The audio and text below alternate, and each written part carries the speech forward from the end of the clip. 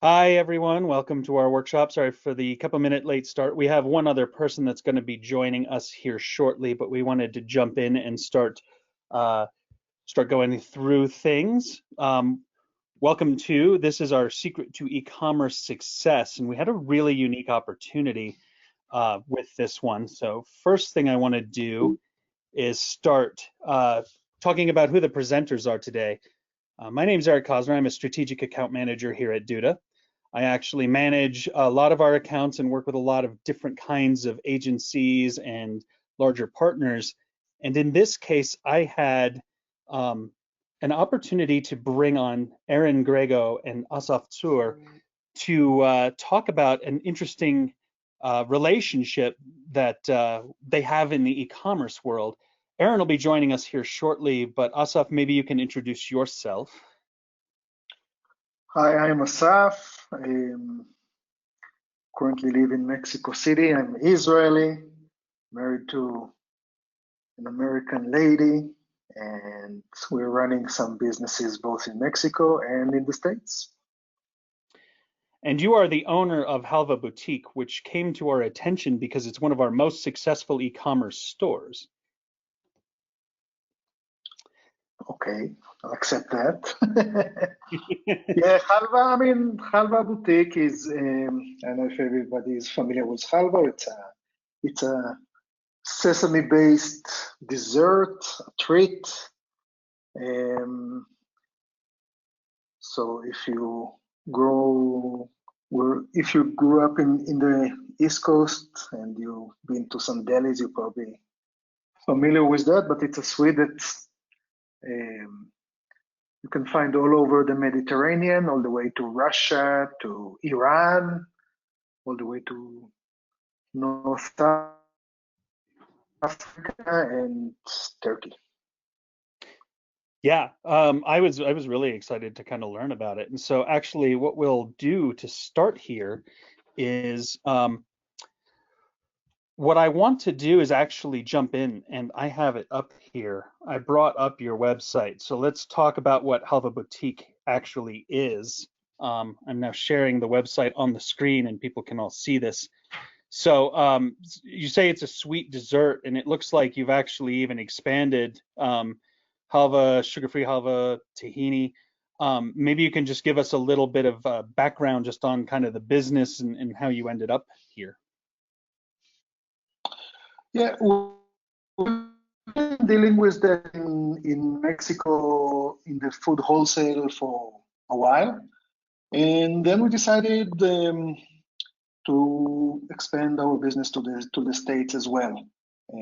I've been passionate about e-commerce for many years, and so the trend of direct to consumer coming in, and the long tail opportunity that exists today. Everybody with a special thing or special talent or that makes something even that looks like a niche has a chance today to really reach with their products a great amount of people through e-commerce. So Yeah. we actually started last summer. We brought some merchandise in. We stood in some farmers markets. We got some real feedbacks from some real people. We did in Colorado, and from there we decided, to take it online. It makes your product available 24/7 and to a much wide range of potential clients. Yeah, Um, absolutely. I'm kind of clicking through and showing the store here. So this is actually the where people can go on and purchase, and this is the full Duda e-commerce plan. Some of our people on here may recognize this just as a standard store, but obviously stylized. It's a very good looking website, so kudos to that. And I actually was just let know that Aaron Grego is on. Aaron, maybe you can introduce yourself a little bit.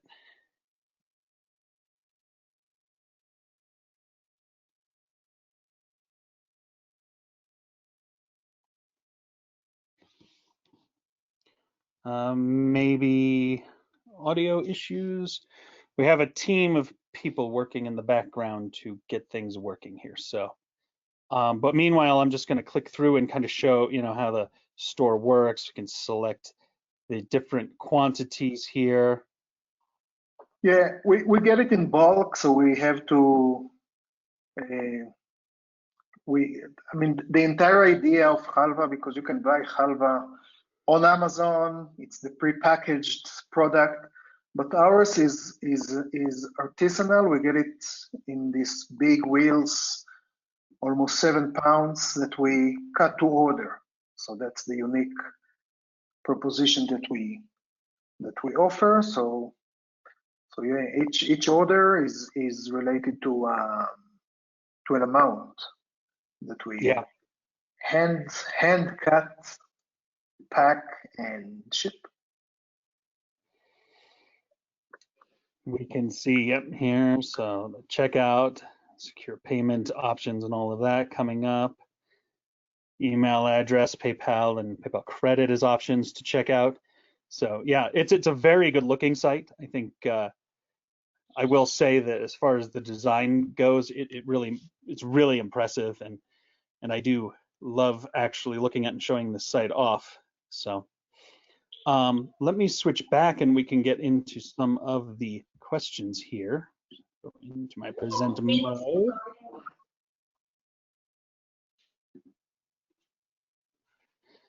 So that was sort of the demo.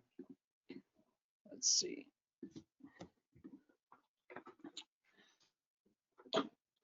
Just waiting to see if we can get Aaron on. So might be a little bit of technical. Okay, yeah, he's restarting. There seems to be some audio issues.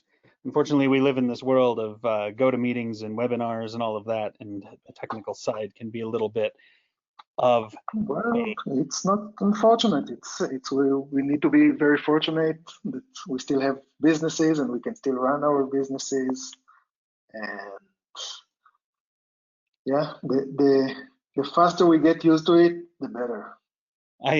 You know what, Asaf? Thank you. That is a very good outlook, and I completely agree. So maybe we can actually start with the first question. It'd be interesting, to hear your side of what the relationship between you as the small business with the agency has been like when you started doing this and all of that. Like, what does it kind of? What are the roles and requirements, expectations? I think for me, I'm a very involved owner, and I have familiarity with e-commerce. So I kind of needed my agency to be responsive quick, because there's no, when you approach and you build something new, you want to be able to test a lot of things relatively fast, because the big advantage of the digital world is that you're able to measure things very precisely, very quick, and to be able to make quick decisions. So the relationship was, in my case, I was pretty clear of what I wanted, and I kind of gave my agency the blueprint. They executed pretty fast. A lot of it is also had to be done on my end, because I need to, you need to open an account, you need to connect your account, you need to, everything that involved payment gateways and shipping and all of that stuff. You should be able to do. I also, one thing or one tip that I want to give agencies is to empower their clients to do as many things on their own. That's very important. And from there on, once it was up, it was a bunch of try and fail and try and fail and try and fail. both on the website and then on the marketing. I mean, opening a store, you still need to bring people in, and measuring, correcting, and that's a never-ending process. Yeah. You like the design, but we're working on improving it and better pictures, and we actually made some shorting. We try to short. The first version of the website was intended to seduce or to convince and to teach you about what it is and why you should try it. And now we recognize that that job is being done outside the website. So all we try to do now is to make it very quick, very short way for you to just pick your products, pay for it, and go. Yeah. So less romance. We do all our romance outside, in our newsletters, in Facebook, in wherever we do campaigns, because we saw that people don't have patience now. Yeah. People want their stuff, put it in their basket, pay, and leave. Interesting. Yeah, I think e-commerce just in general has shifted a lot of how people are doing things, and especially because e-commerce has become such an important thing. I think we might have Aaron on. Aaron, are you there? Can you hear me? We can hear you. Welcome, Aaron. That's great. I'm sorry, I've been talking for quite a while. I can't seem to get my webcam, so I'm sorry, everybody. No sorry worries. for tech problems, but you want me to introduce myself for a quick minute, Eric? Yes, absolutely. Aaron, go ahead. Well, hi, everybody. Nice to meet you. My name is Aaron Grego. I'm the CEO of space.bar. We're the agency that put together Halva Boutique, and we've been specializing in web development and e-commerce development here in Mexico City for over 10 years. So we're learning a lot. We started using Duda about a year ago, and we're growing and learning and having a nice adventure all the time. So I'll be happy to share with you all the full experience we've had with Halva Boutique and some other clients, and after that to take any questions. So I just quickly kind of clicked through the site, and Asaf would just answered the question about like the roles and requirements and expectations, of the SMB of the agency. Maybe you can start off by sharing what kind of roles, requirements, expectations in this relationship the agency has of the SMB. For sure, I would say it's definitely one of the most challenging, if not the most challenging aspect of things, is getting in line with what the client expects, is them having the clarity of what you can do and what you can't do, and what would be, a personalization or an additional integration or a widget that might not exist. So just explaining that and, setting up a sitemap, getting kind of the right plan to go forward, and then having a clear list of requirements on what we need from the client's end. I would say also Asaf doesn't represent the majority of clients. He's very involved in his business, he's very hands-on, and he's very knowledgeable about the subject. With Halva Boutique, this has been much easier than it is normally, and that's just getting the right information, getting the catalog up and running, and getting the shipping info and payment info. And we have struggled, I would say, quite a bit in getting our clients to give this the time and seriousness that it needs, right? That we can't just do it single-handedly as an agent, that they play a very, very big role. Once we have all that information and all those materials and those definitions, then it's totally in our end to start putting things together. And I've always said this, it's a collaborative effort. We become a team, right? We're trying to transcend that barrier of you're the client and I'm the provider, and this is just a limited time service. But we're in this together, and the success of this project depends 100% on how good we can communicate and how good we can collaborate. And I think it's also common, I'm sure that a lot of people out there are going to relate to this, but clients usually think that it's in our hands, right? Whether we can resolve it or not. So we have built and we perfected, or we're still trying to perfect, but we've worked a lot on having just better communications with our clients and giving them updates on where we have those dependencies. I would say also I wasn't personally so involved in getting Halva Boutique set up, but also this is a clear example of Asaf knowing what he wants, what he needs, and being able to get that just together so we could do. He made our job look easy, for the most part. I think, yeah, and I think that's one of the key things that I see just from my point of view as an account manager working with agencies, is that the most successful e-commerce launches are the ones where the SMB, the company running the e-commerce site and running that business is engaged. And I'm hearing that engagement and communication are really key to the success of this. Sounds like marketing is also a key to the success of this. What other requirements would you add to that list?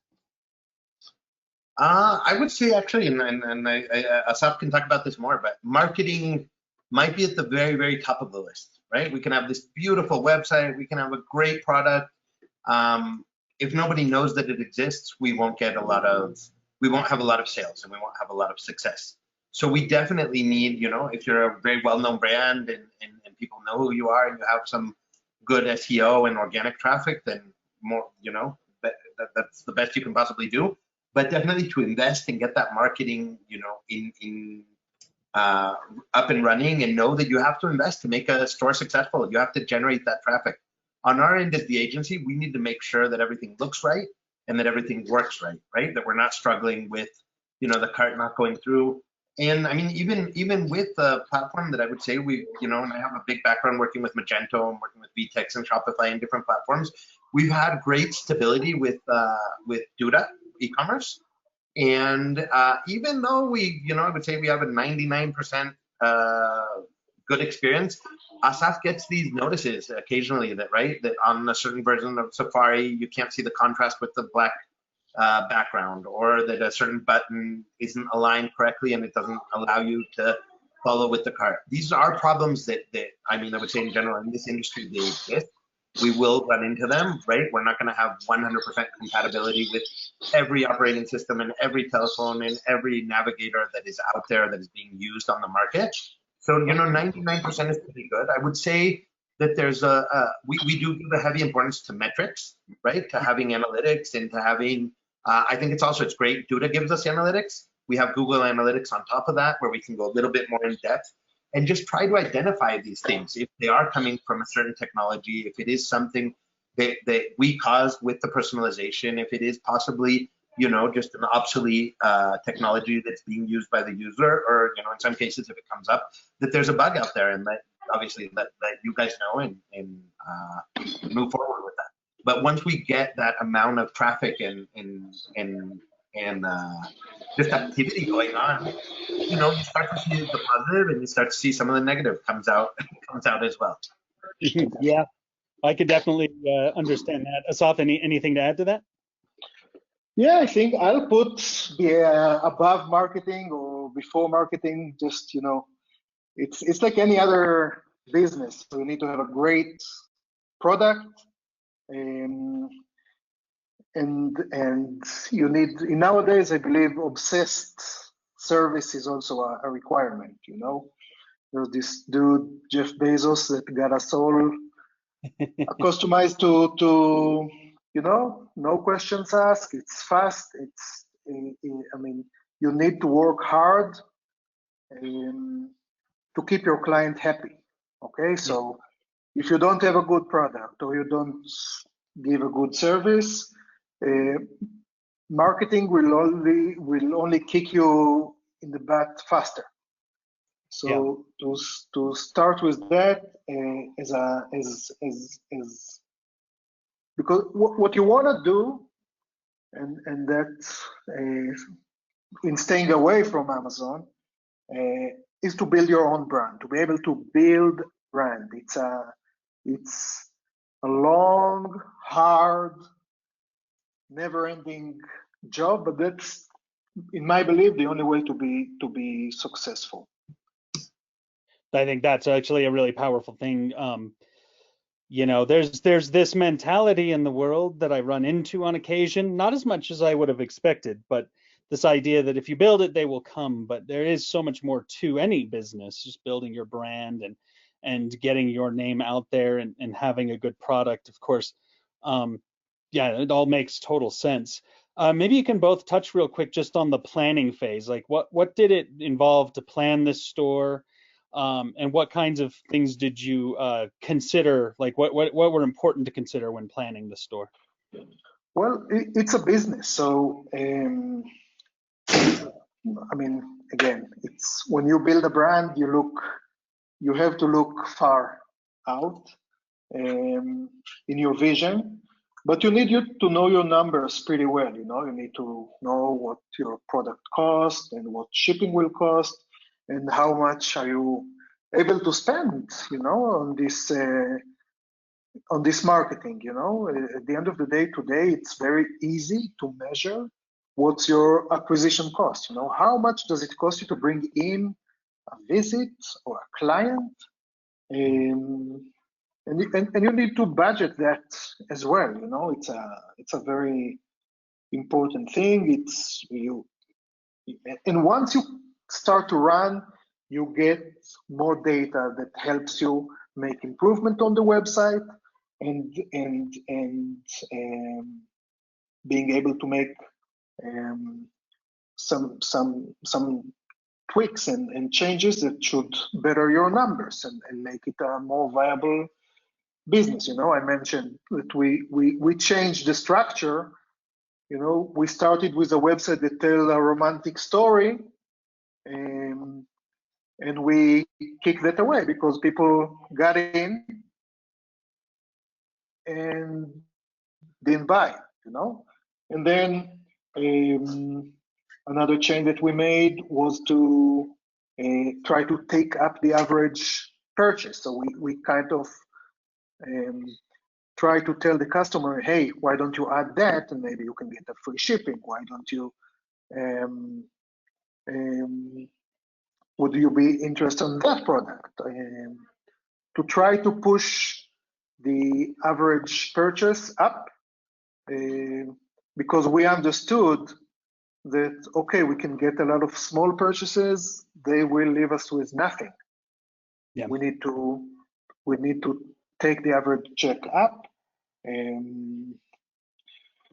Yes, no doubt you need to put dollars in. You need to understand who's the customer, who do you want to speak to, what kind of message, and then where to find them. You know, in our case, we look for a older population that knows this product already, and we just want to market it nice for them to buy.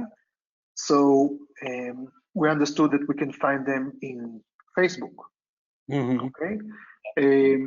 But if you sell to 30 to 40-year-old people, Instagram is the place. If you want to sell to a teenager or to their parents, you need to be on TikTok. I don't know. I mean, it's you need to understand where your client is and reach out to them and speak to them in a context to where they are. You know, when you make a campaign.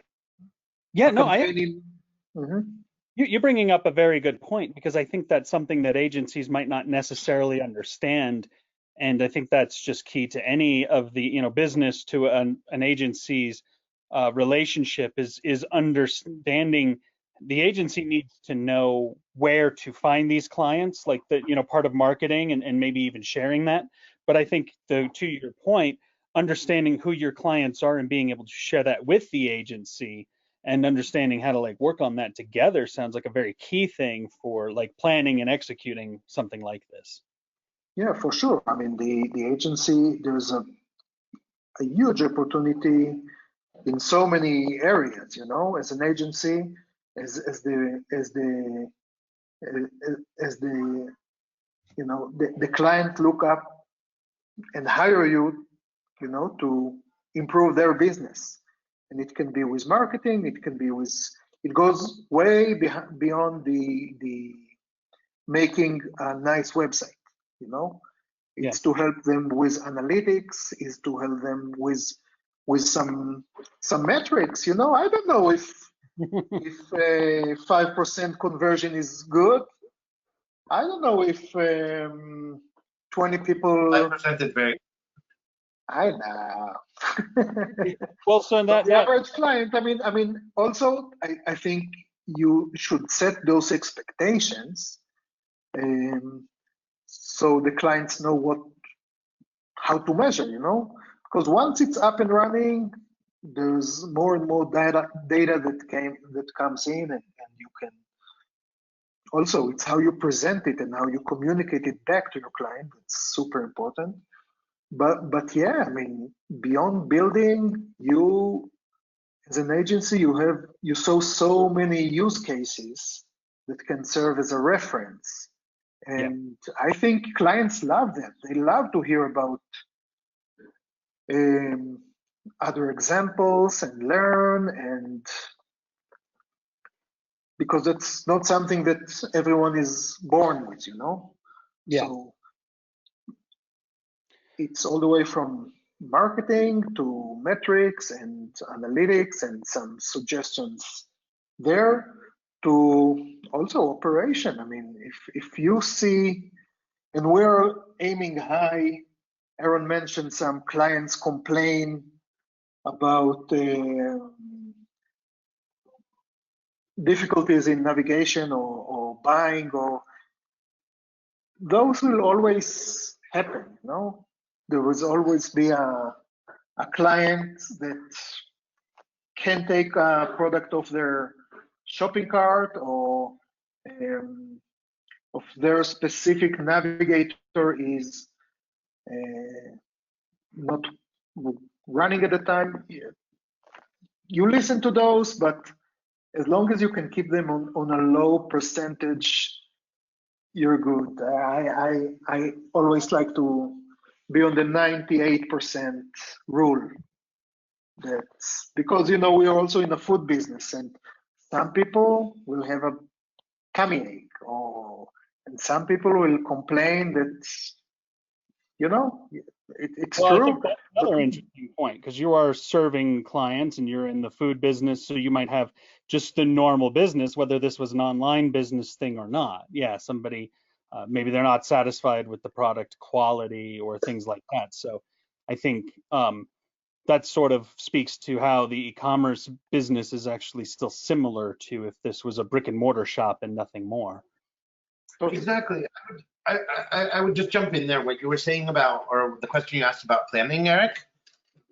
We have some templates, right? We have kind of a generic roadmap of the things that we need to go over, and right with that, you have shipping configurations and payment providers, and, you know, product attributes and categories, and, you know, building up that layout and going over look and feel. But I would say there's this huge element that it has to be personal, right? Or it is personalized. You cannot do this in just massive bulk production and think that, you know, one store is the same as the other one. They don't, you know, it's so different once you get into it. In what are the, you know, what's the value proposition of each product? What is the audience of each product? What is, you know, what are their challenges and what are their pain points? So understanding that, you know, you definitely, as an agency, I think you just have to have your eyes and ears open and become more aware of what are those challenges and what are those strong points, and kind of work around those things as well, right? We've seen, I mean, over the past, just great projects, but they don't have any inventory, right? So we know that is a very big problem, that you can be very successful, but you won't capitalize on any of those efforts if you don't have the right amount of stock. We've seen people that go with the, you know, the wrong route with shipping, and they, you know, make their shipping so expensive that and they're you know, passing along that cost to the client, and they might be wanting to make some money on that, so they're, you know, just becoming out of the market. It also depends if your product is available, you know, on a marketplace. If it is available in a brick and mortar store, and, you know, competitively, what's your benefit, right? Do you have a price comparison? Are you offering the convenience of, you know, getting this delivered to your home, but is there an overhead price beyond that, I think as as we've evolved as a society, we've grown into having more of an expectation, right? We want to see nice packaging. We want to see we want to have a personal experience from the moment we click on the website to the moment we're actually getting that product into our hands. And there are some products and companies that have more intimate, or there's more of a relationship maybe with something that you eat that you actually enjoy, and you're interacting with that, than something that covers just a basic need. But we do try as an agency to look into each client as an individual project, and know that we can have as many templates and just kind of generic things as we have, and we can have that part totally dominated. We need to give that personal service and personal kind of consultancy and that time to analyze and become aware of what are they offering and what are they looking for, right? It's not just pasting some products and putting in a checkout. I think there's some people who still conceive it as how difficult can it be? You just list the products and you've got the payment gateway, but there is so much more beyond that, right? And I think Asaf has also seen it with different audiences or different targets with his marketing, that there's just also on the same site, on the same functionality, there's different behaviors, right? And you become aware of all these factors, and you kind of have to balance it out, which ones are more which ones weigh more. As an agency, we try and give our customers as much information as possible so that they make the right decisions. Also, we don't try and fall into that category where we're deciding for you, or we're telling you that you can't or you shouldn't. We'll give you our suggestions, but we'll try and keep you as well informed so you can make those decisions and make your business as successful as possible. So I think you actually covered my next question around the execution of this whole thing. But if you had to just quickly, both of you, give like the top one or two things that you learned when executing the build out of this, not necessarily what you learned once it was launched, because what I'm hearing is that you launched and learned a lot of things just from the flow of it. But during the executing, because I feel like there's a stopping point when people have an idea to do an e-commerce store or something, and they hit a wall when it comes time to actually execute. And to be honest, what I'm hearing here is that you both sort of jumped into this is like, take a chance, let's build it, let's use everything we know and launch it, and we'll learn from that. But what during the execution phase pushed this over to launching it all? Well, I'll jump in. I'll give you my answer first, and I would say, and Asaf touched on this earlier, right? The relationship we have in an agency with our client is based on trust, right? If they don't trust us, we're not the right partnership. We're not the right fit. And I would say Asaf came in and he gave us, 100% trust, kind of like this blind factor, just go in, do it. And he's again, as I said, he's very aware of his business. He's he's the same point of contact who, decided to do this, who gave us the information, who was making the decisions. So we don't have any of the bureaucracy involved in kind of bigger organizations where this is going through round 1 and 2 and 3 and 4 and 5 and sometimes 6 and 7 of just proofs of the mock-ups or making decisions. It was very hand-on, and I would say in general there were just a lot of things that he said, you guys decide. Tell me which way to go. Tell me how to do it, right? Just go with it. And we were able to build this in a I would say very fast. I don't know, record time, but definitely in a very fast way. And I do just want to reiterate that it is a work in progress. It is organic, even though we have a launch, right? And once we're active, we're in production. But that's not the end of the project. That's kind of just the beginning, right? I know a lot of agencies, and we have different business models, and we have some customers that we just build it for them, and then they're on their own. They don't want any ongoing services. But I think it's essential, at least at the beginning, that first period, whether it's weeks, months, or maybe a little bit longer, to make sure that you have that knowledge, right? If you don't have that in-house, that you have an agency that can be with you and that can be kind of steering you in the right direction. And once I think you get that level of trust, it just makes everything so much more much more smooth. Yeah. Anything to add to that, Asaf? It sounds like trust was the biggest thing from the agency point of view that Aaron had. No, for sure. You hire an agency, you expect them to support you in the areas that you need support, because if you don't need an agency, you do it on your own. Which is in e-commerce, I recommend to also if we're talking to agencies now, try to empower your client to get to know things on their own, because you as an agency, you will always have where to develop with a client. But the more hands-on your client will be, I think the relationship will be much more easier, because if you give the client an hour a week or 2 hours a week, where you need to teach them or explain to them or giving them excuses, you're wasting a lot of time, that can be a very productive time towards moving to the next goal, so in general, it's trust, but you as the agency, you're the expert, so I need to let you do what you do first and do my end of the bargain, which is the product, the business, the customer care, all that. No, that makes absolute sense. I think the agencies are and I think this is where people get intimidated by e-commerce, is because they don't necessarily fully understand a lot of that thing, just the way that business works, but also they need to actually ask a lot of questions and understand the business that they're building the e-commerce for, so that they can start to wrap their head around all that. Which actually brings me to the next question. You talked about Google Analytics and how you could track all of that stuff. So what would you both say that you each care about in measuring, and where do you see some of the responsibility for tracking that? Well, for me, the main thing around it is, it's still a business, it's a commerce. Mm-hmm. So you need to measure dollars, and you need to measure how much you can get out. As a general rule, we promise ourselves that we're not going to take money out of this business for at least a couple of years. Every penny that we bring in, we reinvest to grow it big. But so that's that's in e-commerce, it's super easy to measure.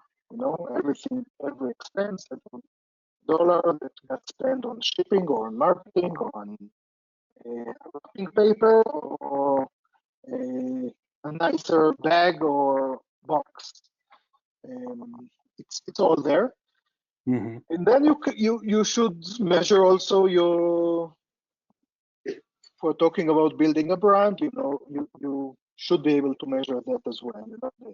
The general sentiment, what people say about you, how people rate your service, how people rate your product. You want to keep your customer satisfaction high. You can measure that relatively easy. You will need some help from your agency. See that there are tools that are available. You can see how many people buy again, and how many people recommend, and how many rates and how many complaints do you get on social network, and that's also very, very important indicators to know if you're on the right direction.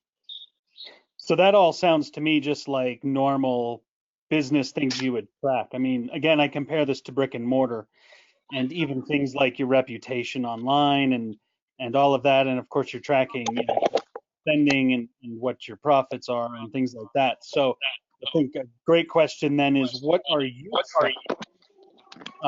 Aaron, on your end?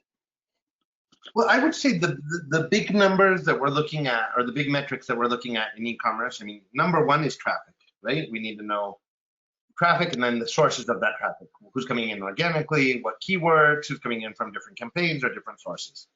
Secondly, I would say probably average order value. So also just knowing that and knowing, you know, you might have a $5 product and a $50 product, and just seeing where you're getting that kind of basic or your average orders, and seeing also there how you can do related products, how you can up that average order value, right? That's always one of our focuses, is how can we boost that? Thirdly, I would say loyalty. So how can we get people to come back?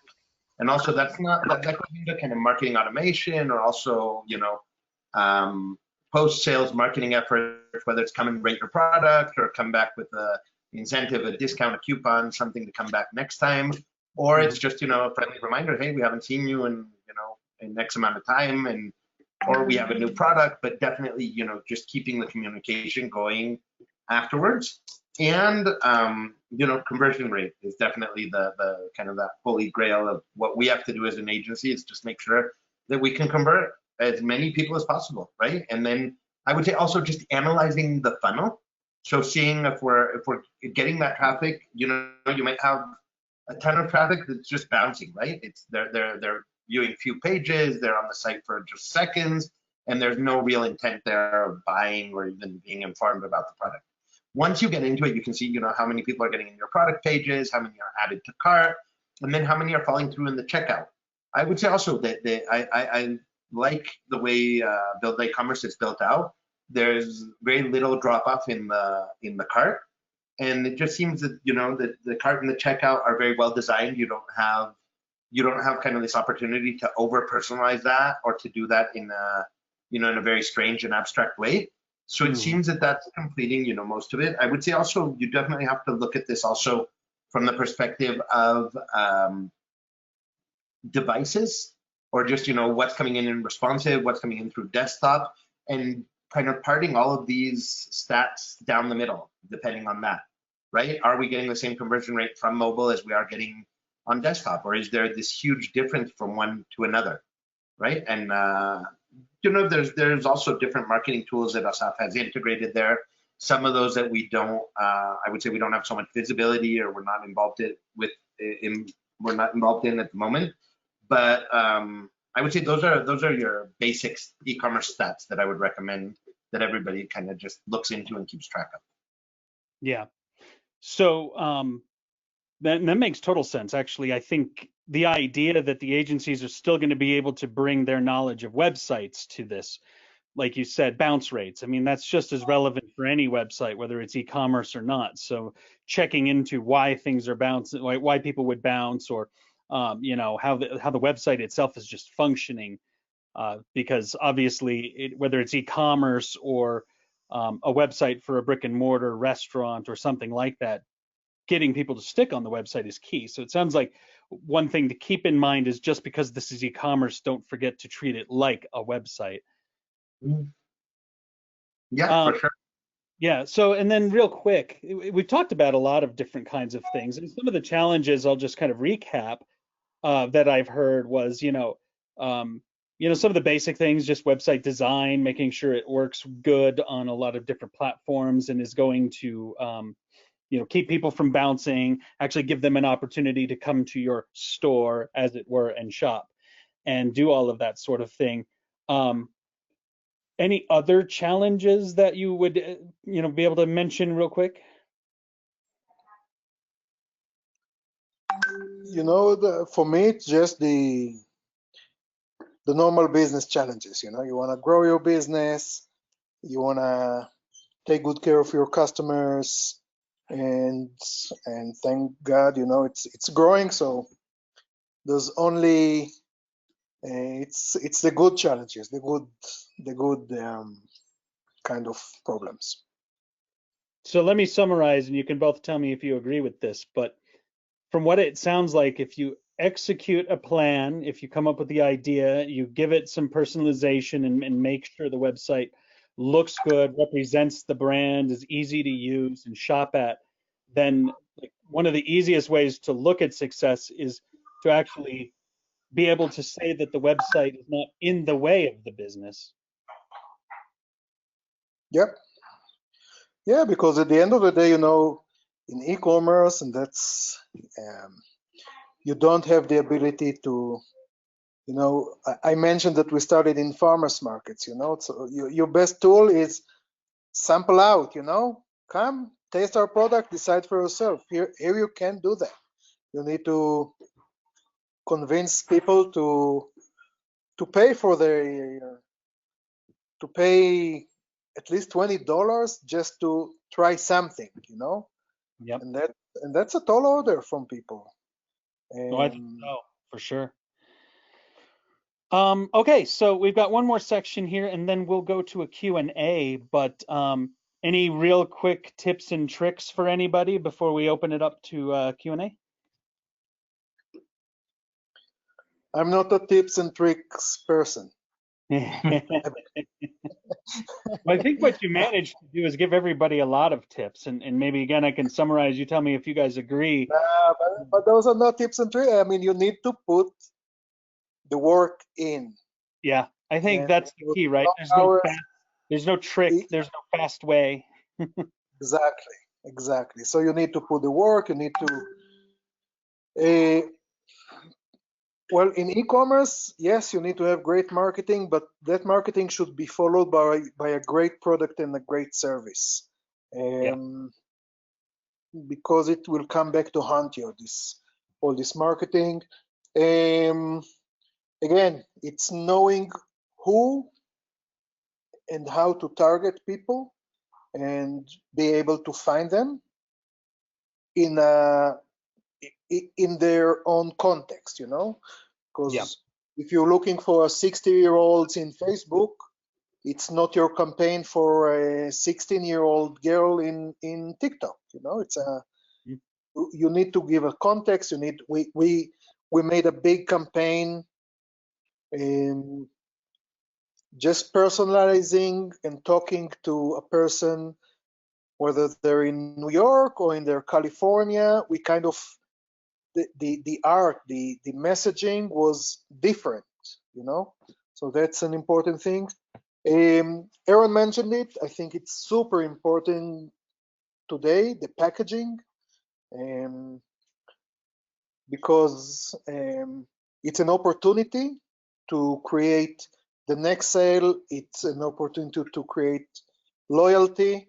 It's also nice experience to get nice packed product when you paid expensive for it, you know. So we are an expensive product relatively to what it will cost in the store.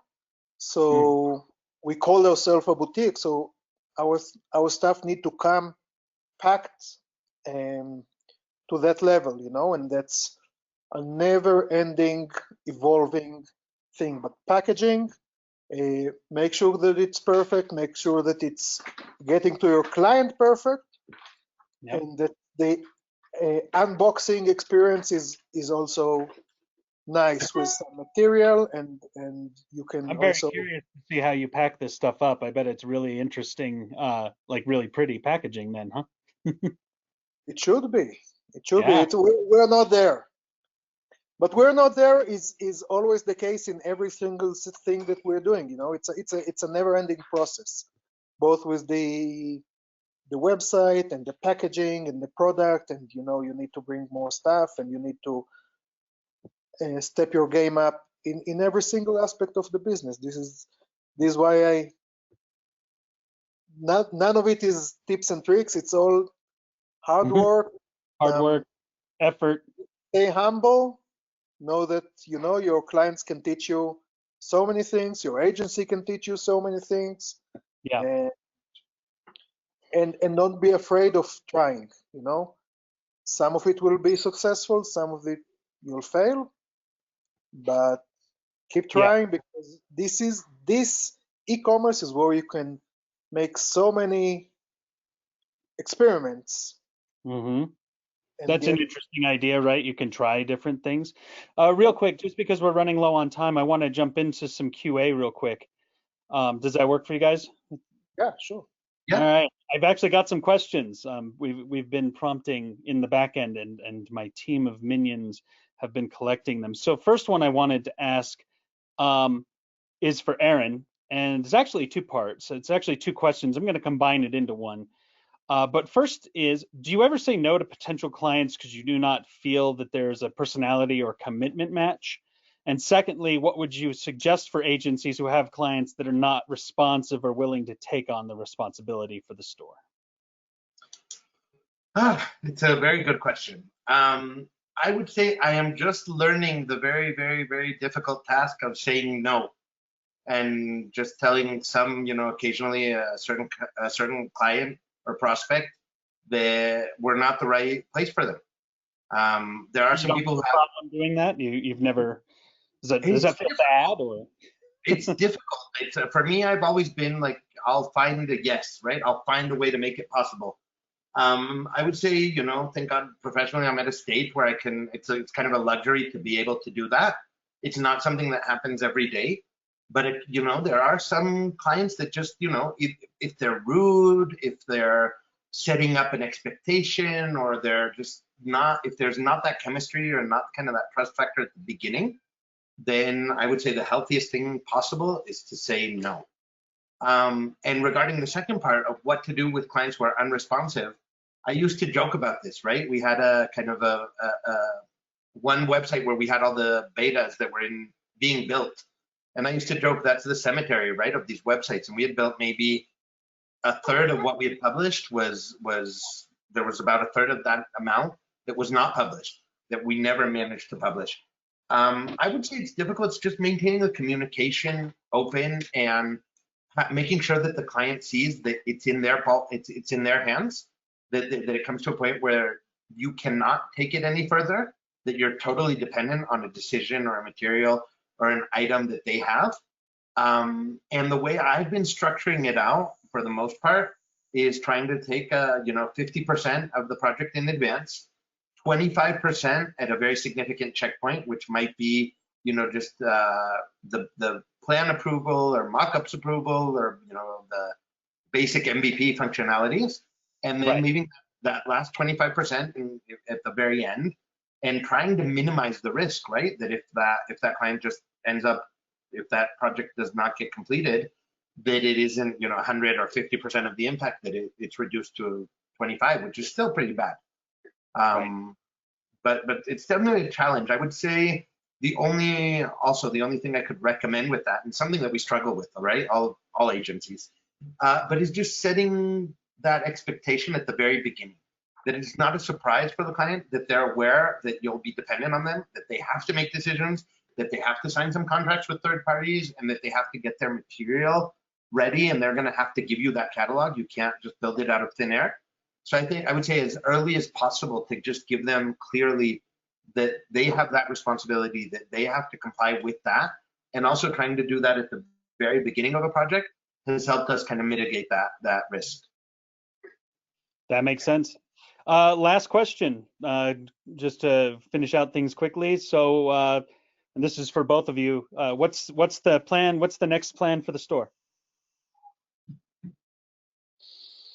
We are now working on new products. Adding new flavors or new products? New flavors. We've been playing with the idea of adding some new products that can or can't be complementary. I saw you had tahini, which, I mean, it's made from the same substance, but it's not the same thing by any means. Tahini is it's our producer, our raw material. This is what we use and we love. We're going to add now a couple more products that aren't sesame based. One of them is a Palestinian za'atar, which is like a spice. We also want to make some political statements, and we have Israeli products, but we work with Arab producers, and we want to chime in some Palestinian producers as well. We believe that collaboration is an important thing. We're going to add some coffee and some new flavors, because you know, when we started with 11 or 12 flavors of halva, and coming back to analytics, you see what people are looking for, you know, and you see what people that already know the product, what they are looking for, and people that are first timers, what they are looking for. So we want to cater to both those audiences. We're adding some gear because we noticed that people are emotionally attached to that product. You know, it's a product that brings memories, and it's very nostalgic, and people really relate to that. So, you know, we want to have fun. So we make new. We want to make new flavors, and we want to. So it's okay. Well, it's not a big investment to have a hat or a T-shirt, you know, so that people can. Oh, there you go. We'll see. We can schedule a call on 2 to 3 months, and I'll let you know all about our Halva T-shirt project. No, I would love that. Absolutely. No, I think it's great. I think I love the idea that it's actually going to become kind of almost a cultural thing, not just you know, selling a product thing. That sounds like a wonderful idea, and I think that actually speaks to the branding, that you're going to create something that's giving people an experience more than just the food. So sure. that sounds great. Well, I want to thank you both for the time. It may not be obvious, and I'm happy to share this, that I'm, as an account manager, Aaron is my account, and I've liked actually getting to know you, Asaf, in this whole process. But you know, this is a great example of the kinds of things that I share with my accounts and share, you know, these success stories. And I'm glad that we were able to give this to, you know, our agencies that are just users of the platform. I think it's interesting for people to actually get a look into the different relationships from, you know, different points of view, because you two have, you know, the relationship and built the store, and it's been successful. And so this has been great to share. I really appreciate everything that you guys have done and shown up today. On the contrary, it's been a pleasure, and I'm available if anybody wants to contact me, whether you give them the information or my email is just aaron@space.bar. And just happy to share, right? That we can all make this whole ecosystem better and more successful for all of us. Well, your commitment to Duda, I mean, I really appreciate it. I want everybody to know that this is a paying customer. We didn't pay him for this. So if he says he likes it, it's not because I told him to. But yeah, no, we really appreciate it, guys. Thank you so much for the time today, and look forward to doing more with you in the future, and maybe we'll have some other opportunities to have you back on to talk more about different successes. Thank you, Eric. Thank you, Eric. Thank you, everybody. Take care.